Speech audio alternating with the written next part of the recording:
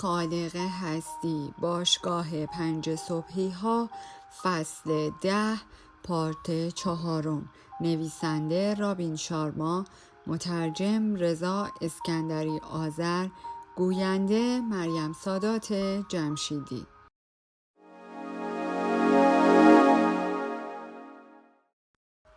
موفقیت یعنی پشت سر گذاشتن موانع و مشکلات یکی پس از دیگری بدون از دست دادن اشتیاق و انگیزه. وینستون چرچیل. ببینید، اون سرمایه گذارها آدم های بدی‌اند و هنوز آمادگی سرشاخ شدن باهاشون رو ندارم. البته این کار رو خواهم کرد، اما ترسی که درباره موضوع داشتم و حس سیاه ناامیدیم در مورد اون قضیه به کل محو شده. میلیاردر اصطلاح جوانان نوگرای دوران قدیم را به کار برد و گفت محشره. بعد تیشرتش رو روی ساحل عوض کرد. اتومبیل شاسی بلند برگشته بود و راننده آن را جلوی رستوران غذای دریایی پارک کرده بود. میلیاردر اضافه کرد و تو دختر عاقلی هستی. نمیشه روی این اطلاعات ارزش گذاشت، اما همونطور که خودت هم متوجه شدی تمرین بیوقفه و اجرای هر روز اونهاست که از تو یک انسان قهرمان، راهبر الهام بخش در تجارت و فرد ارتقا دهنده بشریت میسازه و بابت رها کردن گذشته‌ات بهت تبریک میگم. منظور ما این نیست که باید نامسئولانه رفتار کنی و در قبال مسائل شرکتت کاری انجام ندی، اما گذشته جاییه که باید ازش درس بگیری، نه خانه‌ای که درونش زندگی کنی. 3 دوست سوار اتومبیلی شدند که منتظرشان بود و به سمت املاک میزبان همه چیزدان راه افتادند. حین حرکت اتومبیل میلیاردر گفت خب بیایید بیشتر درباره این الگوی یادگیری حرف بزنیم، چون خیلی برای موفقیت و شادی شما حیاتیه.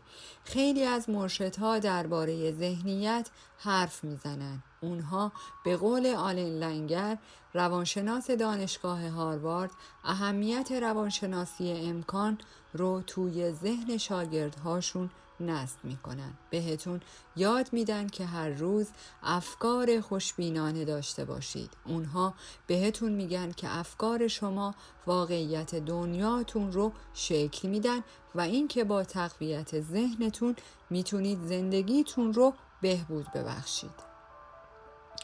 مطمئناً تحت قاعده درآوردن چارچوب ذهنی حرکتی واجب برای رسیدن به تعالی شخصیه که اون هم به خلق یک دنیای بیرونی افسانه‌ای منتهی میشه.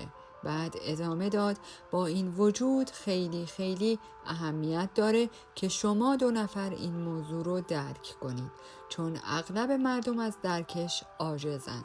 سخنران یادم داد که ارتقای چارچوب ذهنی یعنی اولین آیتم از 4 امپراتور درونی. تنها 25% از معامله تعالی شخصی رو پوشش میده. هنرمند پرسید جداً؟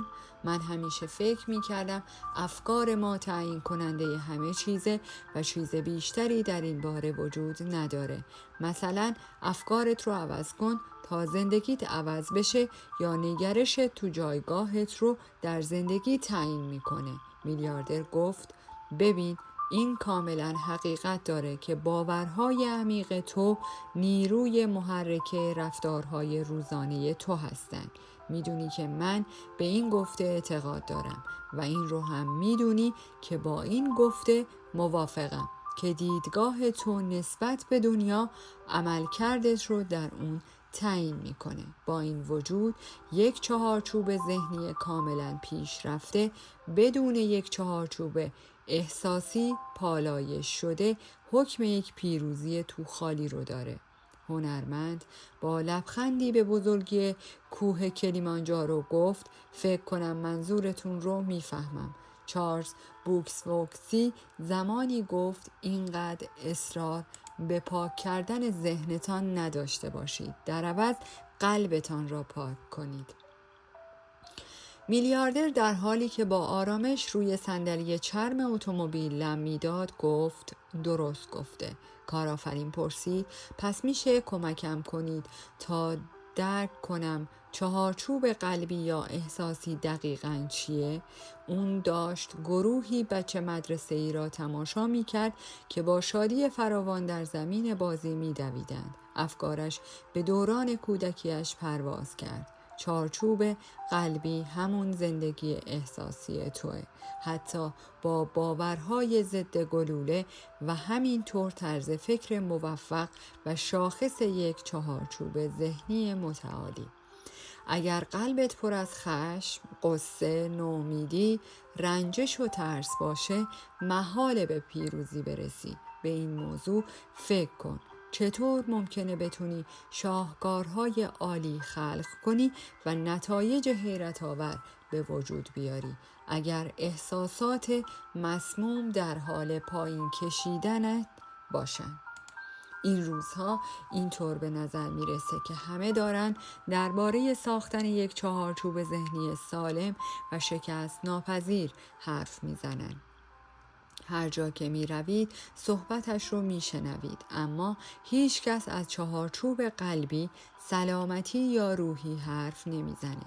تمام این 4 امپراتوری درونی باید از طریق تمرین صبحگاهی به زیباترین شکل جلا پیدا کنند تا بتونید قدرت هیبت انگیز نهفته رو در درونتون بشناسید. و تنها وقتی شما رابطتون رو با این اقتدار ذاتی درونیتون رشد دادین و عمق بخشیدین میتونین به جمع خبره ها و خدایان عروج کنید. هرچه بیشتر این 4 امپراتوری رو در درونتون ارتقا بدید، در دنیای بیرونیتون به موفقیت هایی میرسید که حتی باورش براتون ممکن نیست و به وقاری میرسید که حتی در تصورتون نمی گنجه. مثل این میمونه که قابلیت های یک جادوگر رو در درون گسترش دادید. اون وقت به صرف حضورتون میتونین قدرت دیگران رو هم افزایش بدین. جریانی قابل اتکا، مستمر، غیر منتظره از معجزات به ساعات عادی روزتون سرازیر میشه و یک نوع شادی فراوان که حاصل موفقیت‌های درخشان و خدمت به همه مردم دنیاست به طرف شما میاد که پاداش این دنیاست، به رفتارهای قابل تحسین شما. آقای رایلی از پنجره اتومبیل بیرون را نگاه کرد. بعد توضیحاتش رو ادامه داد. بسیاری از ما میدونیم که از لحاظ ذهنی باید چه کارهایی انجام بدیم، اما هیچ اتفاق خارق العاده‌ای برامون نمیافته، چون زندگی احساسی ما همونطور آشفته مونده. ما در گذشته گیر کردیم، نمیتونیم نابخشودنی ها رو ببخشیم. تمام اون احساسات آزاردهنده رو توی خودمون سرکوب کردیم. زیگموند فروید زمانی نوشت احساسات سرکوب شده هرگز نمی میرند. آنها زنده به گور شده‌اند و بعدها به صورتی کریتر به سراغ ما خواهند آمد و ما حیرون میمونیم که چرا تلاش هامون برای داشتن تفکر مثبت جواب نمیده. چیزی که با شما در میون میذارم توضیح میده که چرا بسیاری از کتاب‌های خودسازی باعث ایجاد تحول ماندگار در افراد نمیشن و چرا تعداد معدودی از سمینارها تفاوت ماندگار در افراد ایجاد میکنن.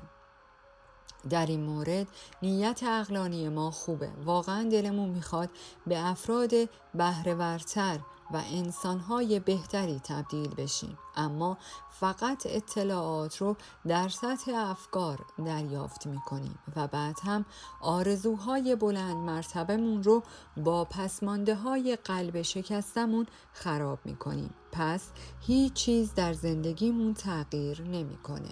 هیچ موفقیتی برامون افزایش پیدا نمیکنه. هیچ دگرگونی نمیبینیم. اگر می‌خواهید رشد تصاعدی و عملکرد بی همتایی رو تجربه کنید، باید چارچوب ذهنی متعالی برای خودتون ایجاد و در عین حال چهارچوب قلبیتون رو تعمیر و بازسازی و تقویت کنید. به این صورت تمام احساسات سیاه و مسموم ناشی از رنج‌های گذشته پاک میشن. شما رها، پاک و پالوده میشید. اون هم برای همیشه و به این ترتیب قلبتون که زمانی به واسطه امتحانات دشوار زندگی سخت شده بود باز میشه و به شکوه اصیلش برمیگرده. کارآفرین گفت چه بینش حیرت انگیزی. فقط من چطور باید این کار رو توی مدت ساعات پیروزیم از ساعت 5 تا 6 صبح انجام بدم؟ میلیاردر جواب داد در آینده نزدیک روش به کار بستن متد 5 صبح رو یاد میگیرید. شما رفقا دارید اونقدر قوی میشید و ذهنتون داره اونقدر باز میشه که بتونید به زودی فرمول 20-20-20 رو وارد زندگیتون کنید و همونطور که از زمان آشناییمون بهتون گفتم، بعد از شناختن و به کار بستن این فرمول زندگیتون به کل متحول خواهد شد. فرمول 20-20-20 برای شما یک نقطه عطف واقعیه. فعلا فقط این موضوع رو درک کنید که یک چهارچوب ذهنی عالی با یک چهارچوب قلبی ضعیف دلیل اصلی اینه که افراد خوب تمام تلاش هاشون برای رسیدن به عظمت نقشه برآب میشه. حالا که تا اینجا اومدی منو لایک و کانال ما رو سابسکرایب کن تا از کتاب‌های مفید بعدی جا نمونی. و راستی باید به این نکته هم اشاره کنم که کار کردن روی چهارچوب قلبی فقط شامل پاک کردن احساسات منفی ناشی از سرخوردگی ها، ناامیدی ها و سختی های زندگی نیست، بلکه شامل تقویت احساسات سالم هم هست. به همین دلیل که بخشی از برنامه صبحگاهی شما شامل شکرگزاریه تا از این طریق حس هیبت و وفور رو در درونتون خوراک بدید. هنرمند گفت خیلی خوشم اومد، مطالب عمیقی رو با ما در میون گذاشتید. برادر، باید اعتراف کنم که مطالب انقلابی بودن. بله، کاملا درسته و سخنران همینطور به هم یاد داد که هر روز صبح در ساعت پیروزی به صورت ریشه‌ای روی چهارچوب قلبی هم کار کنم. حالا این نکته رو داشته باشید، حتی با ارتقا دادن چهارچوب‌های ذهنی و قلبی قبل از سر زدن آفتاب تنها 50% از کار لازم رو برای تعالی شخصی و شکل دادن امپراتوری درون انجام دادید و همون امپراتوری ها باعث ایجاد امپراتوری های بیرونی در زندگیتون میشن. بعد از چهارچوب های ذهنی و قلبی باید چهارچوب سلامتیتون رو هم تقویت کنید. هنرمند گفت این برام یه ترکیب جدیده، چهارچوب سلامتی. ازش خوشم اومد. حین عبور اتومبیل از کنار یکی از مزارع چای متعدد جزیره موریس، میلیاردر گفت خب این یکی درباره ابعاد جسمی شماست. یکی از عناصر اصلی برای صعود به سطح اسطوره ها طول عمره. اگر میخواید در زمینه حرفه‌ایتون سردمدار باشید و جایگاهتون رو به طور مستمر ارتقا بدید، حواستون باشه، مراقب باشید، نمیمیرید. شما اگر مرده باشید محال به قول صنعت یا چهره زمینه حرفه‌ایتون تبدیل بشید. کارآفرین و هنرمند پوزخند زدند و میلیاردر شروع کرد با انرژی زیاد کف زدن. از قرار معلوم از شنیدن حرفهای خودش به اندازه خانواده‌ای از سنجاب‌ها حین بازی در جنگل خوشحال بود. میلیاردر ادامه داد ولی این رو دارم جدی میگم. وقتی شما به طور جدی متعهد میشید که بدنتون رو روی فرم نگه دارید و برای گول زدن فرایند پیری سخت تلاش میکنید.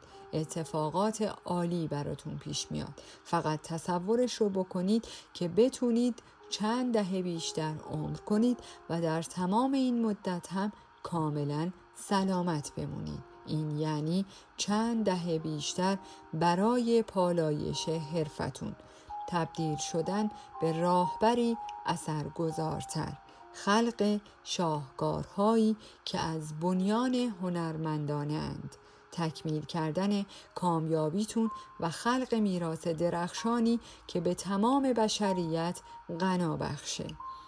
تولید کنندگان و راهبران بزرگ درک میکنن که انسان نمیتونه بدون استفاده و البته زره پوش کردن نیروی حیات و وضعیت جسمانیش به تعالی برسه. هر روز شما با مقداری تمرین ورزشی به شکل قابل ملاحظه‌ای بهتر میشه. لازمه مجدداً این موضوع رو تکرار کنم چون خیلی برای زیستن یک زندگی عالی ضروریه. هر روز شما با مقداری تمرین ورزشی به شکل قابل ملاحظه‌ای بهتر میشه و چیزهای زیادی نیستن که به اندازه سالم و روی فرم بودن به انسان احساس عالی بدن. گمونم چیزی که سعی دارم بهتون بگم اینه که چهارچوب سلامتی درباره ساختن ابعاد جسمیتونه تا مغز شما بتونه در بالاترین سطح ادراک خودش کار بکنه، انرژیتون در بالاترین سطح خودش باشه، استرستون زایل بشه و شادیتون افزایش پیدا کنه. میدونید سلامت جسمانی و روی فرم بودن خیلی به کسب و کار من کمک کرده. میلیاردر مکث کرد، کف دستهایش را مثل هندوها در حالی که میگویند ناماساته به هم چسباند. ناماساته به زبان سانسکریت یعنی به اولویت درون تو تعظیم می کنم. میلیاردر صحبتش را اینطور ادامه داد: خانم ها، آقایان، و حالا می رسیم به چهارچوب روحی. من یاد گرفتم که تک تک ما انسان ها روح پاک و دست نخورده ای داریم که در مرکز وجودمون قرار داره. اغلب افراد توجه و علاقه خاصی به زمزمه ها و نیازهای روح نشون نمیدن. ما انسان ها شگفت‌انگیزترین و ابدی ترین بخش از وجودمون رو که بیشترین خرد رو در خودش داره مورد غفلت قرار داده ایم. طرز فکر توده مردم که توسط جامعه براشون برنامه ریزی شده اینه که کالاهایی رو خریداری کنن تا از طریق اونها کسب محبوبیت کنن. از طریق سلفی هایی که میگیرن تایید دیگران رو به دست بیارن و نتایج عام پسندی رو کسب کنن که از اون طریق احساس حقانیت بکنن. اما خوراک دادن به روح، اون هم به طور روزانه، فعالیتیه که جماعت سلطنتی راهبران انجامش میدن. کارآفرین که کاملاً پیدا بود به عنوان شاگرد آموزه های سخنران در حال پیشرفت مستمر است، پرسید: و آقای رایلی، لطفاً به هم بگید وقتی شما به چارچوب روحی اشاره می کنید دقیقاً منظورتون چیه؟ او حالا بیشتر از تمام دوره‌ای که با هنرمند آشنا شده بود احساس حاضر بودن در لحظه، قدرت و آزادی می کرد. هنرمند در حالی که روی صندلی لم داده بود و راننده اتومبیل را وارد ماشین روی پیچ در پیچ املاک دولتمند می کرد پرسید: آره، من هم موضوع رو درست نگرفتم برادر. تعدادی پروانه از کنارشان رد شدند. جفت رنگین کمان همچنان روی آسمان ثابت مانده بود. میلیاردر نگاهی به آن انداخت و ادامه داد: هیچ پدیده زیبایی وجود ندارد که بخش‌های عجیب و غریبی در خود نداشته باشد. میلیاردر این را گفت برای باغبانهایش دست تکان داد و زبانش را برای یک قورباغه بیرون آورد. این جمله رو کریستوفر مارلو شاعر انگلیسی گفته و واقعا هم گل گفته. بگذاریم. برای اینکه کمکتون کنم تا 4مین امپراتوری درونی رو درک کنید، اجازه بدید این جلسه رو به این صورت جمع بندی کنیم. از اونجایی که چارچوب ذهنی درباره روانشناسی، چارچوب قلبی درباره احساسات و چارچوب سلامتی درباره فیزیولوژی شماست، چارچوب روحی به بعد معنوی شما اشاره داره. همین. بحث عرفانی در این مورد نداریم. بحث مذهبی هم در کار نیست یا درباره جادوی سیاه و این جور چیزهای عجیب و غریب حرف نمیزنیم. کارآفرین اصرار کرد لطفاً بیشتر توضیح بدید. با این حرفها دارید ادراک و آگاهی من رو به کل جابجا می‌کنید. خب اینها حرفهای سخنرانن، نه من. لطفاً این رو به یاد داشته باشید. میخوام ترغیبتون کنم که به معنویات معتقد بشید و برای اینکه این حرفها مثل دین و مذهب زورکی شما رو نترسونه و ذهنتون رو روی این آموزه ها نبنده، خیلی ساده میگم. منظورم فقط اینه که در آرامش و سکوت اول صبح زمانی رو صرف بازگشت به شهامت، اعتقاد و شفقت درونتون انجام بدید. تمام حرفم اینه که شما باید زمان کمی رو قبل از طلوع خورشید به عروج همراه فرشتگان ذات والای خودتون و پایکوبی با خدایان استعدادهای ارزشمندتون صرف کنید تا به این طریق ذات خردمند و حقیقی درونتون رو تکریم کنید. و تنها اون وقته که شما آرمان شهر عظمت و نیروانای روشنای نهفته رو در خود مقتدرتون میشناسید و درک میکنید. چهارچوب روحی یعنی به یاد بیاورید واقعا چه کسی هستید. حکماً قدیسین و پیامبران تاریخ همه در سپیده‌دم بیدار می شدن تا پیوند وزینتری با قهرمان درونشون ایجاد کنن. تزلزل، باور کمبود، خودخواهی و ناشادی همه فرزندان ترسند. این خصوصیت ها به شما آموخته شدن. مطمئناً جزء ذات طبیعی شما نیستن. بعد از اینکه ما متولد میشیم شروع میکنیم به دور شدن از قدرت معنویمون و بیشتر و بیشتر در قالبی فرو میرویم که این دنیای معیوب میخواد درونش باشیم. عوض خلق کردن، کمک کردن و ماجراجویی کردن، تمام فکر و ذکرمون میشه به دست آوردن، مالندوزی و مقایسه کردن. انسان‌های بیدار در ساعات ساکت قبل از طلوع آفتاب در عزلتگاه تنهایی، سکوت و آرامش روی ارتقاء چارچوب روحیشون کار میکنن. با پرورش اندیشه های پر امید درباره زیباترین نسخه خودتون، بدون در نظر آوردن ایرادات شخصیتون، با تأمل و تعمق درباره اینکه چطور قصد دارید روزتون رو بگذرونید، با اندیشه متفکرانه به کوتاه بودن عمر و ناگهانی بودن مرگ و با تعمق غنی درباره موهبت‌هایی که قصد دارید برای زیباتر کردن این دنیا با وجودتون بهش تقدیم کنید.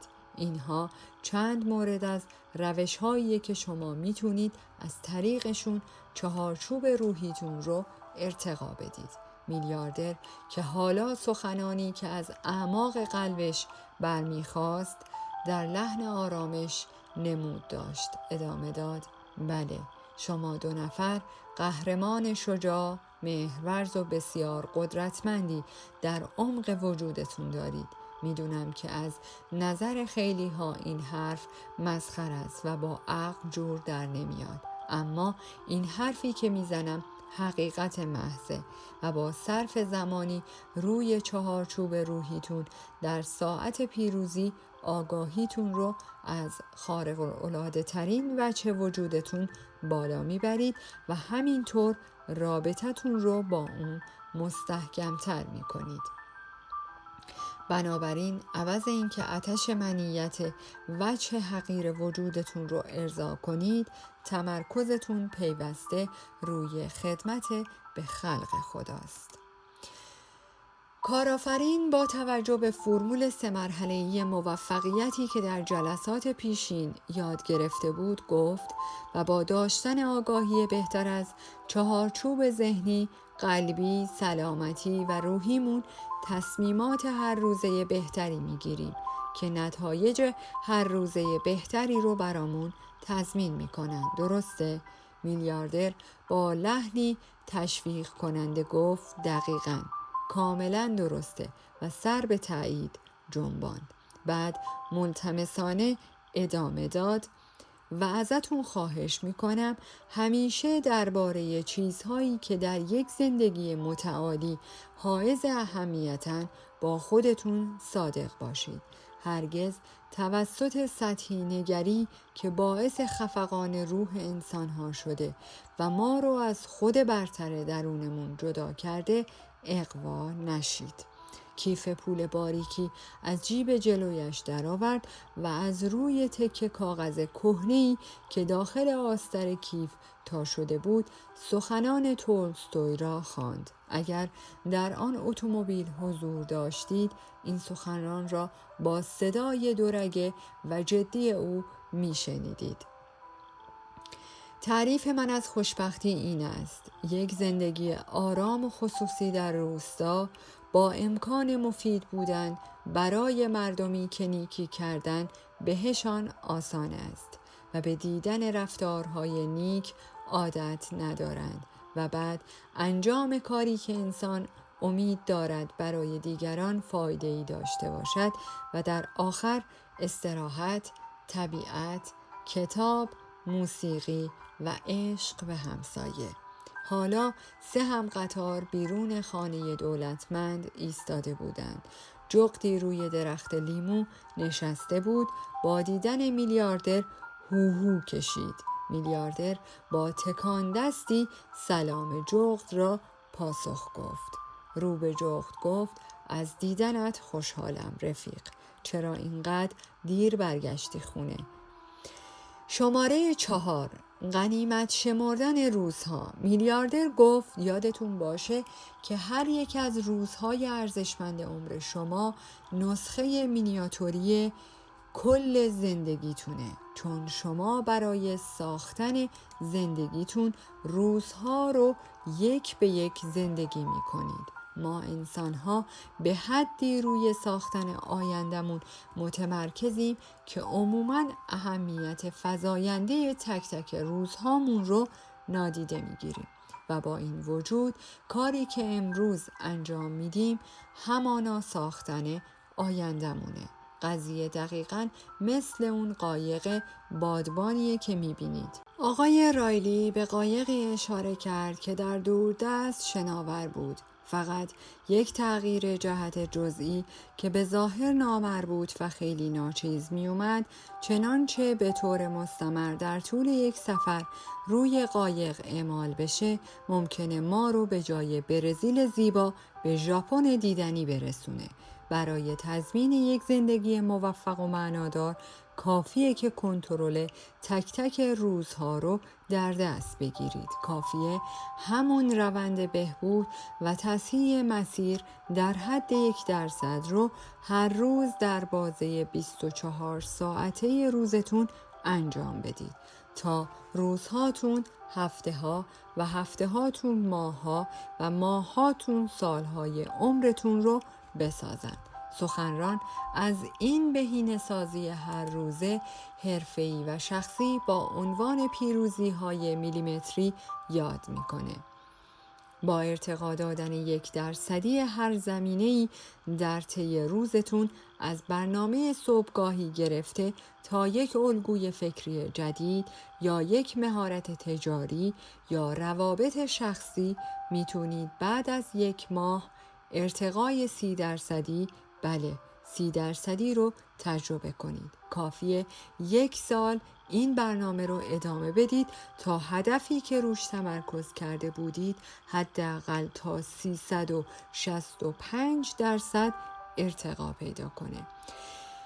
نکته اصلی که قصد دارم اینجا بهش اشاره کنم اینه که ما باید انحصاراً روی خلق تک به تک روزهای عالی متمرکز باشیم که از انباشتگی اونها یک زندگی عالی خلق میشه. کارآفرین با یادآوری یکی از باورهایی که طی این ماجراجویی جادویی یاد گرفته بود گفت: پیشرفت‌های کوچک هر روزه، حتی به ظاهر ناچیز، چنانچه به طور مستمر انجام بشن، به مرور زمان نتایج حیرت آور خلق می‌کنن. میلیاردر شادمانه اعلام کرد بله. بعد خم شد و نوک انگشتان دستش را به نوک انگشتان پایش رساند و با خود زمزمه کرد: زندگی عالیه و من باید به این 2 عزیز کمک کنم که به عظمت برسن قبل از اینکه دیر بشه. و بعد ادامه داد: نکته کلیدی اینجاست. بهره‌وری‌های نخبه و قهرمانان درک می‌کنن که آنچه هر روز انجام میشه اهمیتش خیلی بیشتر از اونچه هر از گاه انجام میشه. استمرار واقعاً کلید رسیدن به طلاییه. استمرار برای شما یک ضرورته و اگر برای تاریخ ساز شدن مشتاقید، دوباره تکرار میکنم، استمرار برای شما یک ضرورته. همان لحظه صفحه موبایل کارآفرین روشن شد و حواسش را پرت کرد. در کمال حیرت این عبارت با حروفی که انگار خوناشان میچکد روی صفحه ظاهر شد و او را میخکوب و لرزان باقی گذاشت: یک آدمکش داره میاد سراغت. هنرمند گفت: چی شده عزیزم؟ و ارتباط احساسی رو به رشدشان را هویدا کرد. میلیاردر هم با دیدن چهره رنگ پریده کارآفرین پرسید: آره چی شده؟ کارآفرین تته پته کنان گفت: این چیزه، یعنی روی باغچه گلی نزدیک به جایی که راننده اتومبیل را پارک کرده بود به زانو افتاد، اما به سرعت از جا بلند شد. یک تهدید به مرگ دیگه است. گفتن 1 نفر داره میاد سراغم تا بکشدم. همون سرمایه گذارهامن دارن تحت فشار قرارم میدن تا از شرکت برم. و یک باره با حالتی سرشار از اعتماد به نفس و مبارزه طلبی گفت: ولی میدونید چیه رفقا، من شرکتم رو رها نمی کنم، خودم ساختمش، عاشق کاریم که انجام میدم، هر کاری به خاطر تیمم انجام میدم. محصولات ما خارق العاده‌اند و رشد دادن این شرکت کلی روحم رو ارضا کرده. آماده‌ام تا باهاشون مبارزه کنم. بزن بریم. اصلاً بذار بیان جلو ببینم چی کار میخوان بکنن. میلیاردر زیر لب گفت: ترتیب کار داده شده. درست همان حرفی که وقتی بار اول از موضوع تهدید مطلع شد زده بود. تمام تمرکزت روی درس و این فرصت ویژه برای عضویت در باشگاه 5 صبحی ها باشه. به خوش گذروندن با من در جزیره موریس ادامه بده. داستان رمانتیکی رو که با این دوست خالکوبی دارمون شروع کردی ادامه بده. لبخندی زد و به عنوان یک راهبر، تولید کننده و انسان به تقویت آگاهی خودت از قدرت ذاتیت ادامه بده. از دیدن پیشرفتت واقعا خوشحالم. همین الان هم خیلی شجاعتر، سبکتر و آرامتر از قبل به نظر میرسی. خیلی خوبه. کارآفرین با حالتی آسوده و خوددار گفت هر روز که میگذره ساعت 5 صبح بیدار شدن داره برام آسون تر میشه. بینش هایی که شما با ما در میون میذارید خیلی ارزشمندن. من دارم رشد زیادی رو تجربه میکنم. بی‌صبرانه منتظرم تا جزئیات چگونگی ساختن این عادت و فرمول 20-20-20 رو یاد بگیرم تا دقیقاً بدونم در ساعت پیروزیم باید چه کار بکنم. فعلا یوگا و قدم زدن روی ساحل رو قبل از سپید دم شروع کردم، اما دونستن یک مراسم مشخص‌تر خیلی بهم کمک میکنه. میدونم که مراسم مشخصی برای این برنامه دارید، اما فلسفه قضیه هم تا اینجای کار به شکل چشمگیری برام مفید بوده. به زودی نوبت به روش مشخص هم میرسه. در این مرحله خیلی ساده ازتون میخوام بدونید مفهومی که با شما در میون گذاشتم عنوانش هست زیربنای غنیمت شمردن روزها. پیروزی قطعاً در ابتدای روز مشخص میشه. کنترل صبحاتون رو در دست بگیرید تا کیفیت روزهاتون به صورت تصاعدی بالا بره و اون هم به نوبه خودش کیفیت زندگیتون رو به طرز استثنایی ارتقا بده. بعدش خیلی پر انرژی تر، بهره ورتر، با اعتماد به نفس تر، متعالی تر، شادتر و آرامتر خواهید شد. حتی در سخت‌ترین روزها، البته به شرطی که ابتدای اون روز رو تحت قاعده در آورده باشید. بسیار خوب. حالا شما رفقا برید و با همدیگر یک روز عالی رو تجربه کنید. عاشق این نوشته جان کیتس شاعر بزرگم. ای کاش ما پروانه بودیم و تنها 3 روز تابستان عمر می کردیم. 3 روزی که وجودم را در کنار تو با لذتی بیشتر از 50 سال عمر معمولی پر می کردم. کاملا درسته. هنرمند 3 کلاف موی بافته شده اش را کشید، دست به شکمش نواخت و شروع کرد به بستن بند پوتین شبه نظامیش. کاملا باهاتون موافقم. میلیاردر با نگاهی که آشکار بود جواب را میداد پرسید و قرارمون فردا صبح ساعت چند باشه رفقای جان؟ کارآفرین و هنرمند یک صدا و مشتاقانه جواب دادند 5 صبح. در پایان از شما دوستان عزیزم میخواهم برای حمایت بیشتر ما کانال ما را به دوستان خود معرفی کنید. برای انرژی بیشتر ما رو لایک کنید و برای ادامه پرقدرت‌تر سابسکرایب. تا درودی دیگر، درود و 200 بدرود.